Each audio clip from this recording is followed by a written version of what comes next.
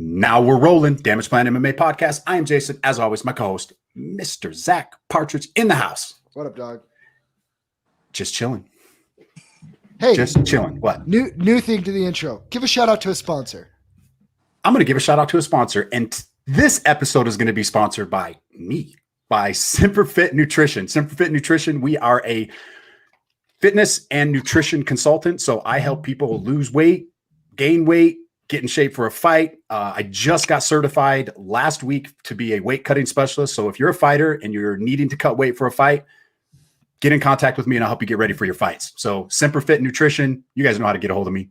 Reach out to me on Facebook or Instagram, Simperfit Nutrition. All right. There it is. That's perfect. And now we are going to go into our Fighter Spotlight edition. Zach, who do we got on? Mr. Carson Hardman. How you doing, Carson? Doing great, guys. Glad to be here. Glad to have you on. Is this your third time on the show? I think so. Yeah. You're in the running with you're like third. You and Cole Schaefer are like Deanna too. Oh, Deanna. We have Deanna Bennett on a few times too. So, Carson, it was good to see you a couple weekends ago. What was it? Just last weekend, right? Last Friday? Was it last Friday or the Friday before? I think it was 2 weeks ago. 2 weeks ago. So you had a fighter in the cage. Chris Anderson. Yeah. That was that was his debut fight, right? Yep. It was impressive, man. That kid looked damn good. Well, appreciate that. I can't take all the credit. Brian Baker from the Deep Half Jiu-Jitsu coaches him as well. So shout out to him. Brian knows him probably better than I do. He showed up to my gym like 3 weeks ago and was like, 3 weeks before his fight. Yeah. And so it was kind of like, sure, like go. Yeah. Go do your thing. Absolutely. So is he continuing to work with you then? He has been. We're kind of in the middle of figuring out how much commitment he has and what's going on. You guys understand it. Life gets in the way sometimes. And I know he did sign officially for July 23rd. With Kevin and Pat. Sweet. July 31st. July 31st. Oh, yeah. Is that what it is? Okay. So I do know, he is planning on fighting then, but whether or not, he's fighting with me, we have requirements at the gym where you got to make commitments, so good. But he seems on board. Like that's not a negative comment. That's just, that's just where the bear shits, so to speak. But he's awesome. I love him. I think he's a great fighter and he's got good potential. Yeah. Good. Well, we didn't call you on here to talk about your fighter. We actually catch you on here to talk about your fight that's coming up. So you got, what is it? I don't have it in front of you. Is it it's 2 weeks, right? It's 7 days from now. Next week. Next weekend, Next man. Friday night. Yeah. When do you head back to Georgia? We're going to Iowa this time. Oh, it's Iowa. Iowa. Yeah, so I was gonna say I don't know when Georgia's on the dude. I hope to go to Vegas after Iowa. I think Vegas would be sweet. Really? Yeah. Okay. Who knows? Yeah. So Iowa. So what do you know about your opponent, LaRue Burley? Just that his name is LaRue Burley. I think he's number 1 in Arizona, and he's a man. Yeah, he's a big guy. I'm looking at his Tapology. Yeah, he's. So you don't watch film on your opponents or anything like that? I did watch film on him, but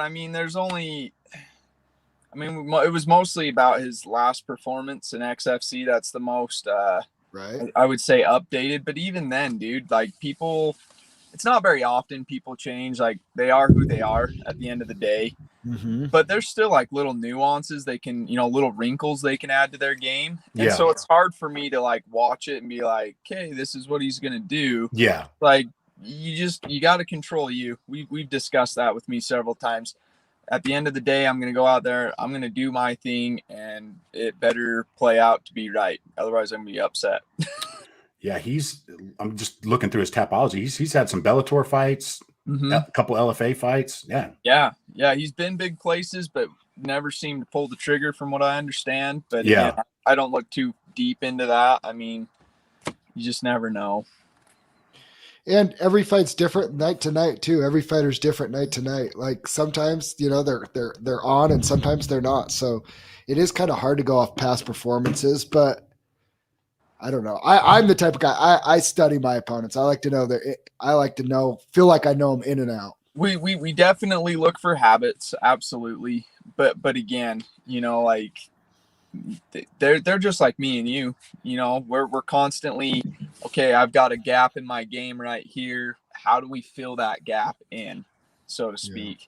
So at the end of the day, I look at it and I try to just internalize it, but then just let it go. Like, okay, that's great as like a rough draft. I look at it as a rough draft, I guess, not necessarily as a blueprint of what he'll be like. Yeah, that's a good way to look at it. Yeah. So what are you taking away? So this is the second round of a tournament. Not looking past this one, you win this one. Is the championship next? Is this a semifinal fight? Yeah. So the finals are next after this. We'll see what happens. Obviously, I'm looking to be in the finals. I'm looking to win the finals. That's no secret. I think all of us are looking for that. So right. Where can we tune in and watch this next Friday night? It'll be on Fox 2 Sports. Oh, okay. Nice. Yep. And it'll be 6:30 our time, I think. Okay. You can go to xfcofficial.com or XFC, Google XFC and look on their website to be sure. But I'm pretty sure it's 6:30 our, Utah time. Perfect. Mountain Daylight Time. So there's that. I know the Fight app. I think the FITE app. Yep. That should be broadcasting it, and XFC has like their own little network thing on their website that they'll broadcast it to as well. Yeah. So right on. Heck yeah, man. So how's camp been for you? I was just going to ask the same question. It's great. Let me tell you what, training with a 54-year-old man is like the best thing ever. You get that grown man strength, right? Like, dude, grown man strength who's crippled with hurting chronic back all the time and sore from working at Frito-Lay. So, you know what? I honestly wouldn't have it any other way. It's great to have a coach that's willing to put in so much time and effort into me. But that's how fight camp has always been. As of recently, it's just been me and my coach, just pretty much one-on-one. And then he sends me off with I'm going to call it my homework. And then I do that and we reconvene and that's about it. I do have a few other, guys that attend my gym that I'll kind of rebound things off of. But for the most part, I would honestly say like my team is just me and Mark Balser. What's ironic for me, looking at that, I'd say more of the successful professionals in the area. I mean, we have a lot of up and comers coming and stuff, but two of the mainstays in this area are you and Cole Schaefer. And Cole Schaefer is in a very similar situation. He doesn't really have a bunch of training partners. He has his one coach, and then he showed nobody was there last night, and he was sparring rounds in with his dad last night. Yeah. I don't know if you saw that. And it's pretty unique, but it seems to be working for both of you. Maybe there's something to it. I don't know. I think it's when you get a whole bunch of guys that are in an alpha male sport or situation, we just want to prove who's the bigger, tougher guy. Yeah. And when you can break away from that mindset, break away from the group, it allows you to actually drill, actually do the things you're supposed to. It allows more ability to focus. It's not as much camaraderie. It's not necessarily as what I would say, quote unquote, fun. But that's where I thrive. That's what I love about it is it's me time. This is my little area of expertise. This is my zone, my world where I can just learn to kill, just learn to hone in those skills and do what I got to do. So when I go in there, I can put on a clinic each and every time. No, I get it. And I love it. Cause I from an outside perspective, I feel like I've seen it that way before too. Like me and Jason were just talking. We talked to a veteran fighter, and he went and trained at a well-known gym, and he said nobody cared about getting better. They just all cared about beating each other. Yeah. And he's like, and that's foreign to me because I don't feel like it's that. I would say we used to have a couple fighters at our gym that were that way. Yeah. And they've left, and the morale, we've lost a couple really good fighters. And I'm not going to say any names, but they don't train with us anymore. And we don't, but when they left, so did their egos. And it feels more like a team. We're all there for each other, and you check your egos at the door, and we are there for each other. That's a good group of guys, dude. If you can get a good group like that, don't pay them to stay. Do it, give them free memberships, because that is rare that you come by that. That is hard to get that kind of attitude in the gym. I would say MMA gym. I would say one hit successes come from that. I look down at a GEMA who's doing a lot of good things. Mm-hmm. From an outside perspective, it seems like that's an atmosphere that their gym's a little bit like that, where, everybody checks their ego at the door, and you're part of it. You're part of a team, right? But it is hard. But for you, and I get that some people too, like you said, it's an alpha male sport. We're all type A personalities, and there's a competitiveness. One of my best friends at our gym, he's one of the, I would argue, pound for pound, one of the best amateur fighters in the state of Utah. He's a monster. And we were rolling, and he said, "You can't submit me." You better believe last Saturday I did everything in my power till I took his back and I choked him out. It's like, you challenged me, like we're going to do it. But if the same thing, if I told him, "You can't knock me out," you better believe he's coming. So that aspect's always there, because we are competitive and type A personalities. Yep. Heck yeah. I dig it. His sport's awesome, dude. It's the best. What I love about it is everybody has their own path, and nobody can say what's right or wrong. Right? Well, Your style versus the people training it, ATT or Team Alpha Male or whatever. Everybody can all get their own has their own path to where they want to go. It's actions speak louder than words, right? Like at the end of the day, if you're champion, who's gonna argue that? Yeah, exactly. Belt, dude. Whatever. Yep. I actually would prefer the more of the one-on-one coaching. I feel like I would get more out of it. You do, for sure. Like I said, there's pros and cons to each. For instance, in my case, like I said, he's 54 years old and has chronic pains, so we can't do like a lot of things that we normally wish we could. Yeah. But at the same time, we've had to learn and develop new techniques and to practice. And I'm not saying like they're revolutionary, like using the foam noodles. For instance, he has a bad shoulder, so we can't do mitts. Great, we switched to the foam noodles, but the way we use the foam noodles also applies to the way that I fight and how we use those.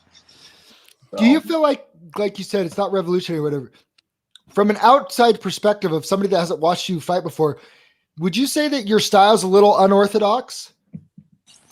Man, I would say at the beginning of my career, definitely. I mean, just the erratic movement. If you go, I don't know if you guys remember watching me as an amateur or even my early professional days. It's almost like Dominic Cruz and Rocky Marciano had a baby, dude.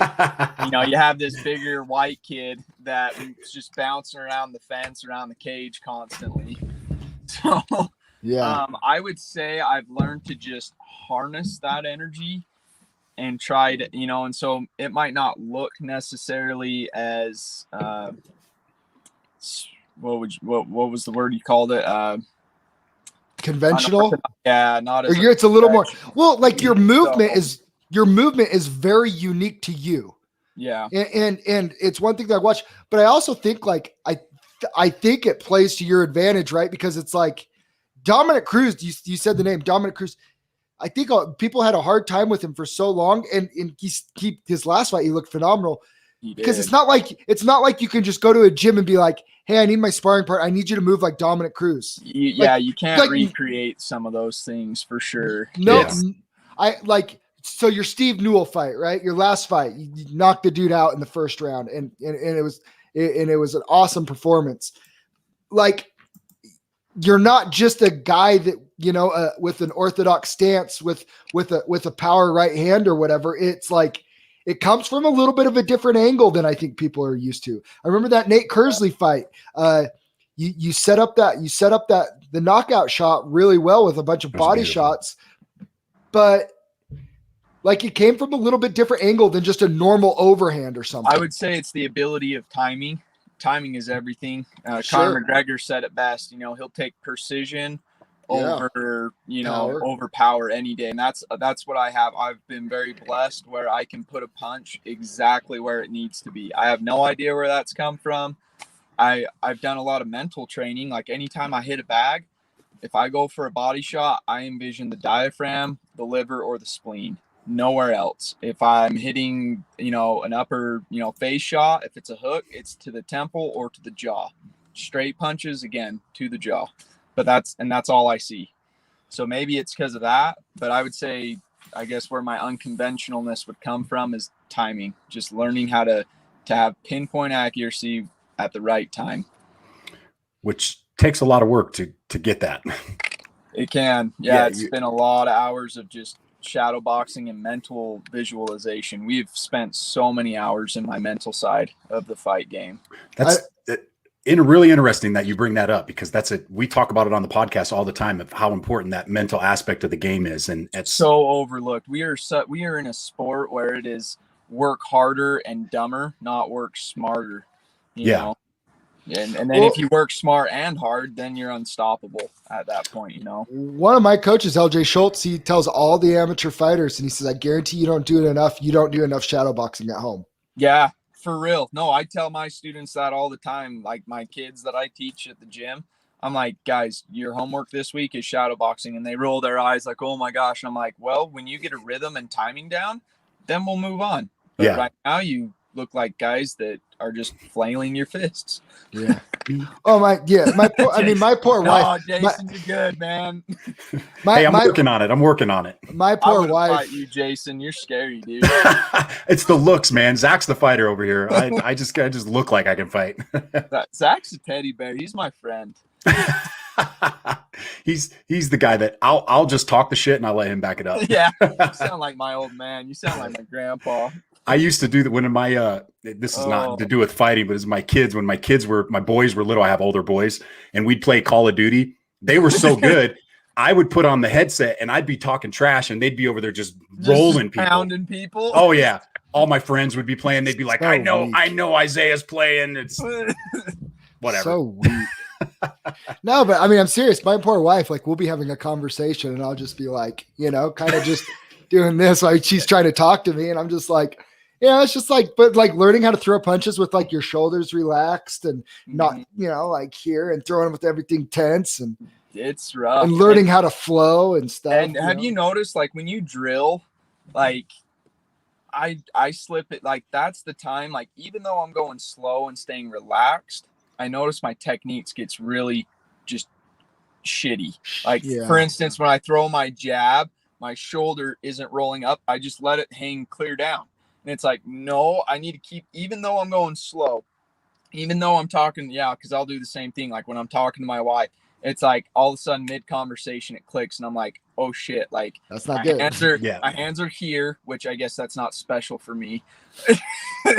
my hands have always been there, let's be honest. But I'm not rolling up my shoulders, or my elbows a little down on my hooks, or I'm not up on my toes. Like, even though I'm messing around, even though I'm just having fun with it and being loose with it, that doesn't give me the excuse to slack off. Like it needs to be that much a part of me. And so that's another thing that I've recently taken into account. Like even when I'm teaching kids, like I don't just show them like the 1-2, like I make sure I'm doing it right every time. Yeah. It's the little things, man. The little things. It is. Keep it simple. I don't know if you've heard it at all. Cody Garbrandt keeps talking about he makes those little deposits in the gym every day for that big payday. Yeah. Mm-hmm. Little deposits every day. That's what equates to those big paydays. Yep. I like it. What do they say? What's the rule? It's like 90% of it fighting is mental. Obviously I haven't fought. Would you guys say that 90% of it's mental? Just being mentally ready? To be honest, I would. Yeah, I really would. Like we used to have an old coach, back in my early days when I looked bigger. If you go look at my old footage, you'll see I do. I had a good looking body, and now I look like Ben Askren, dude. It's some days I shed tears over it. If you can't tell, I'm upset about it. Dad bottom it. Hey, we did just do our sponsor for the podcast, so just saying. Need some help. So, Jason's your guy. but it's a real thing. Like, we used to just push balls to the wall in the gym. When I say in the gym, I mean like lifting weights, running sled pushes, doing this, doing that. And then we said, maybe there's a better way to do this, a smarter way. Like, why am I spending so much time in a weight room when I could, again, like Zach said, I should be throwing punches. Like, when I'm talking to my wife, like, why on earth would I go to a weight room to learn how to fight? That's not what I'm here for. And I get it has its place again. And yeah, almost, I think every champion probably right now has a weight regimen, but look at Stephen Thompson. He didn't start lifting weights until his Woodley fight. He was number one content. He's like, he's like 40 years old now too, or like 38, I think. Yeah. He's like knocking. He looks phenomenal too. Yeah. He's in great shape. He looks like he's 26. Yeah. So it's hard for me to like justify lifting weights as a part of my regimen when I still don't have, like, in my eyes, I don't have the perfect timing, the perfect reflexes, the perfect technique yet. I need to get those things down before I graduate to strength training. I'll just say this, because I do have a couple other things that I want to touch on and talk to you about, but I will say this. What do you think is your best attribute in a fight? Because I have an answer, but I'm interested to see what you think. Politically incorrect. I hope this doesn't get you guys in trouble, but my retard strength, like my ability, my hard head, my ability to just walk in like a tank and look at someone like, is that it? Well, what else do you have to bring to the table? Let's go. So because I was going to say is, and this is, and I think this is 100% mental, is the will to not break. Yeah. I've never seen you break in there. Even when you lost to Clay Collard, like you didn't break in that fight. It's just the way I guess I grew up. Like but it's up here. It's up here. Yeah. There is no option. Even when I'm working on the farm, that's just, I guess, how I'm programmed. So I appreciate the compliment. And so that's what I'm saying is it's like, I mean, I used to tell people the Mike Jones fight. I mean, I'm just like that. It was the craziest thing ever. And at some point, it's like, dude, all the hang cleans or deadlifts or bench press or squats and all that in the world, that is not going to get you through, that type of a war. It's all up here and in here. Yeah, absolutely. And that's where that's where I say, like, that's why I think the fights are so mental, right? Who can execute? I mean, obviously your cardio has to be there. You do have to have the ability and stuff like that. Yeah. But at the same time, if you don't have the mental strength to overcome adversity and push, like you're just not going to make it as a fighter, period. It can be demoralizing in there too. It's like when you've been working on that takedown, or you've been working on that left hook or whatever it is that you're trying to throw, and it's not working, that's demoralizing. Like, that's like defeating. Like, you're in front of thousands of people, if not more than that. And it's like, I've been training 6 weeks for this, day in and day out. Why isn't this working? So yeah, I'll agree to that. Like, it's scary. Like, it can be it's very quick for people to just say, oh, you didn't have it that night. And it's like, no, dude, there's more to it than that. Yeah. Yep. Yes, sir. Another thing I wanted to ask you about. So 185ers are on the Ultimate Fighter right now.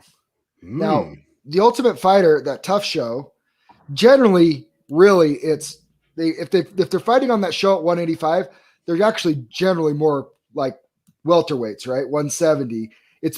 They don't want to cut the weight over and over, 3-4 times in a few weeks. I have no idea about that. So I'm just saying, I have a big issue with cutting weight.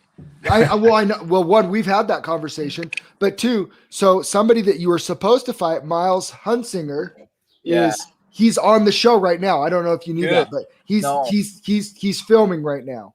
And so I was wondering if somebody like your pass. I don't remember who got hurt, if it was you or him. It was me. That You was got my hurt? fault. Yeah. Okay. Well, so somebody like that, I mean, your paths we're headed for a head course, he's on the Ultimate Fighter. You're doing big things on XFC. Do you follow those guys that your paths have kind of crossed with and stuff like that?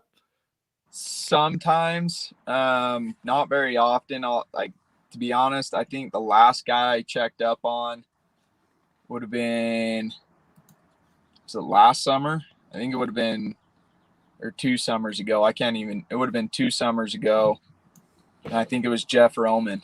I don't know why. I just looked him up on Tapology. I'm so self-absorbed in my own training that I often, because it's in the past, and I want those guys to succeed. And Clay Collard, I guess, is another one, but I cross train at the 4-7 on the weekends, so he's kind of relevant there.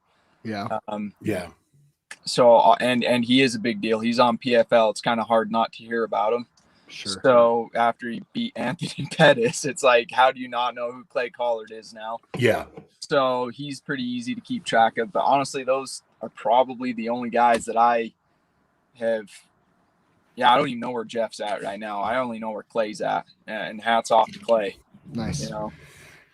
Nice. Yeah. I was just curious. Curious. Once you've been around the game for so long and you've been around so many people, I was like, I wonder if you stay up on some of those guys. But for the most, it just becomes too many to keep up on. Yeah. And again, it's like I'm busy mentally training for my fights. I don't have enough energy to spend on other people, as selfish as that sounds. It's not selfish at all. I don't think it's so. Yeah. Well, heck yeah, man. Do you guys have a date for if things go right and you end up getting the W next week? Do you guys have a date? No date for the next for the finals? No idea. I would assume it would be 3 or 4 months after. I do know that they wanted originally to have them spaced out about every other month to every 3 months, and then on the final fight to be like 4 or 5 months, something like that along those lines, to kind of give you extra time for the finals.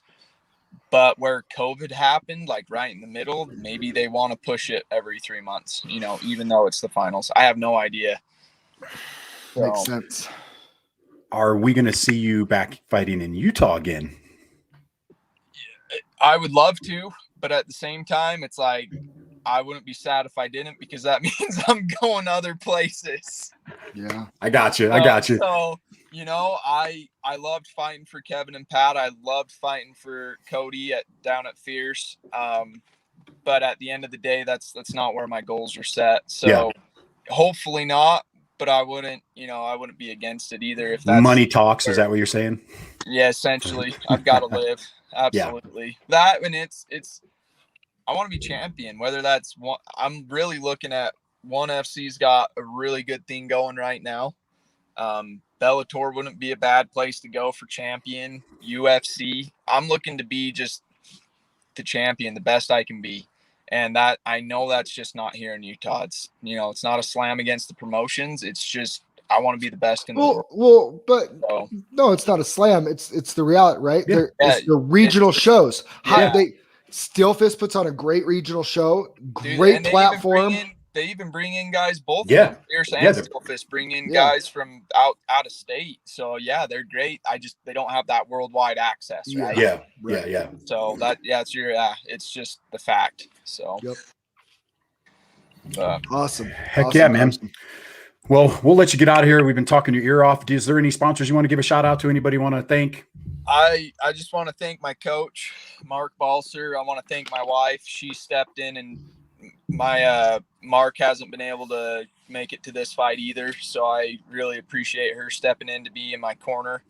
I also want to thank we didn't bring this up, but I'm doing ballet as part of my strength training for fighting. Okay. But I thank my ballet teacher, Barbara. She teaches here at the Point here in Alpine area, Highland. That would be my team. Nice. Very, very close, intimate circle of people that have made this happen. I appreciate them going out on a limb for me. And my nutritionist, Jordan Goodsell. He's been a pretty good, loyal friend to me too. Awesome. So, right on. Heck yeah, man. Well, good luck next week. And we Prediction? will be- Prediction. Yes, prediction. Yeah. Need a prediction. For Tell me me, what. Yeah, tell me what round you're going to knock this dude out in. I can't give you that. Okay. First round? Obviously, yeah, that's the goal. I heard first round. In and out. I got over a 50% chance now. I guess 5 of my 9 wins have been by first round knockout. So, assuming I win, that's a pretty good bet. Yeah. but I'm not banking on it. I was thinking about that the other day. When you say things like that, I think you're setting yourself up for failure, or to be defeated, mentally defeated. But if I say I'm going to put on a clinic, for instance, Max Holloway in his last fight, he didn't finish him in the first round. Yeah. But dude, you can't tell me Max. Most dominant performance of his career. Yeah. You can't, everyone's jaw was just dropping in that fight. Max. I'm the best boxer in the UFC, baby. Yeah. That was pretty good. You can't That was good. argue that, and that is what the mentality should be: is not necessarily finishing, but putting on a clinic. Yeah. Just massacring them to where it's like, dude, you are way out of your league. So that would be that's my prediction. Is I just want to put on a clinic. Roger that. We'll take it. Love it, man. Love the mindset, Carson. Appreciate you joining us again. Appreciate all the support you've given us, coming on and joining us. And honor's mine, guys. Thank you. We'll be watching next week. Okay. Thanks, guys. Absolutely. Thank you, sir. And we out.